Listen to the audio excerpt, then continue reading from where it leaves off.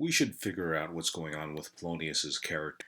We've got the spy master Polonius in action here, ordering his servant to spy on his son Laertes while he's off at college in France. Polonius gives him instructions, find out where his buddies are hanging out in Paris, the fellow Danskers, act like you know him, that you know his dad, aka Polonius, you know his friends, and therefore sort of kind of partially Laertes. You want to say, I don't really know him very well, but like he's wild, he gets into a lot of trouble, you can send slander or gossip about him as you may, nothing that's going to like dishonor him, but stuff that's still pretty wild and crazy that young folks are known to do when they're living a pretty wild and crazy life. Ronaldo offers things like gambling, yep, or drinking alcohol, getting into fights, swearing language, more fighting, going to see prostitutes. You can go as far as letting people know that he's going to go see whores. To which Ronaldo says, dude, that's a bit much. Polonius tells him that, no, we're just going to the level that Laertes will seem pretty cool. Like, dangerous and bad boyish, but not like bad boyish. Just bad enough that he's a bit wild. And Ronaldo asks the Shakespearean wherefore. Why am I doing this now? And this is the part where we see evidence for Polonius being option one, possibly the senile old fool, because if you look at the translation for this in the No Fear Shakespeare, or if you listen to the audiobook version of this, the actor starts to lose his train of thought and he sounds more and more uncertain as he goes in trying to talk about it, like he's losing track of what he said, because he's, old and senile. And Ronaldo's patiently waiting, and Polonius says, and then you should tell him that thing, what was I saying? I lost it.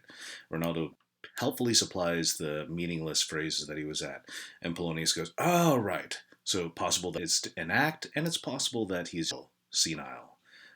The reason why we might think this is actually an act and that he's just playing senile is the explanation's right here, where you're gonna tell these kind of disreputable nuggets about my son, because that'll make you more trustworthy to your audiences in Paris. And then if he is up to any, or they will actually let you know and describe what kind of troubles and shenanigans he's been up to. Sound good? Great. Second part of this scene, Ophelia comes in here, usually running in holding her wrist like she's in pain. She's crying, she's feeling like she's just had a very dangerous situation, so the actor really needs to be selling her current state of moral panic. Polonius like, what's going on? And Hamlet enters into her closet, which is a private room, not necessarily a bedroom, but a place where like high-class ladies could go and have some privacy or do some sewing or whatever. And in this case, she's sewing when Lord Hamlet enters with his shirt basically unbuttoned and all opened, not wearing a hat.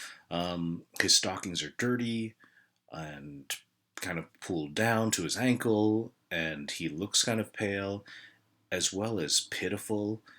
And he comes before her like in a place which is meant to be a private zone for, again, high-class ladies, and he's neither husband nor relative nor father, so he has no right to be in here for starters. Secondly, she ghosted him. Thirdly, he's in here with his clothes all halfway off, and she has to be wondering if there's some imminent danger of sexual assault here. Like, this is not a good look for a guy to be entering the room in. And gentlemen, keep an eye on that too. Like, that's just generally good life advice. Don't enter, a strange woman's room with your clothes halfway off. So Polonius introduces his pet theory, because this is the one that he's going to stick to for the foreseeable future, really for the rest of the play. He goes, you think he's acting crazy and weird like this because of his love for you? Ophelia says, maybe? Okay, well, what did he say? And you'll notice that through the course of this description from Ophelia, he doesn't actually say anything. Instead, grabs her by the wrist. Remember, this is the wrist that's holding her down hard, so she's kind of stuck in place or arrested to his will. He goes to the length of all his arm, and with his other hand thus over his brow, so he's kind of like putting a hand to his face and studying her for a long time, finally shaking his head or nodding it up and down, sighing extremely piteously, so it seems to like expel the life or soul from him. And then he leaves with his head over his shoulder turned, walking out. Again, his eyes are on her this whole time while he's walking out. Out there, just eyes on her the whole time, even as he walks.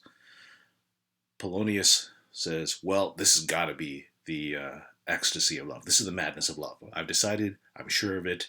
We just covered anchoring bias, so you know how it is when you fall in love with a pet theory and you're going to stick with that. At this point, he says, yeah, I'm sorry. Have you had any arguments with him? But by the way, first priority, we're going to go see the king, right? Like the king is definitely up here in terms of what we need to do. Not my daughter's well being, but we got to let the king know what gossip we have. Ophelia points out, no, I did everything you promised. I blocked him, I repelled his letters, I didn't let him see me, and this is all more kind of support to Polonius about his pet theory. Again, Hamlet mad, insane, because Ophelia no longer talks to him. And that's where they end up exiting for Act 2, Scene 1. Before we move on, one thing worth noting, like, we get Ophelia's point of view.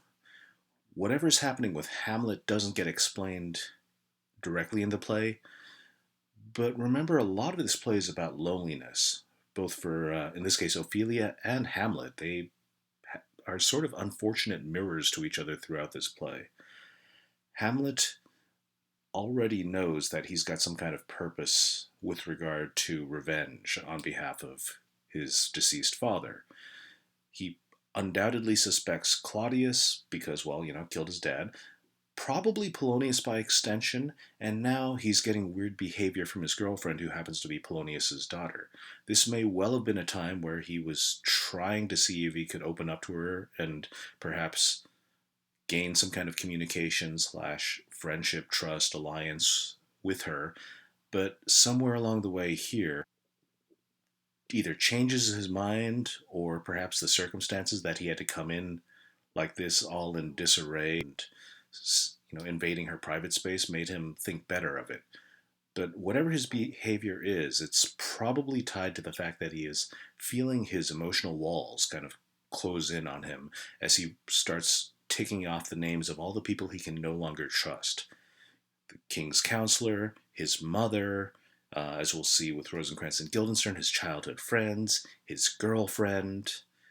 It's all becoming lost to him. So Ophelia similarly goes through her own journey as she already said goodbye to her brother, and later on we'll see that her relationships with Hamlet and her father also kind of turn for the worse.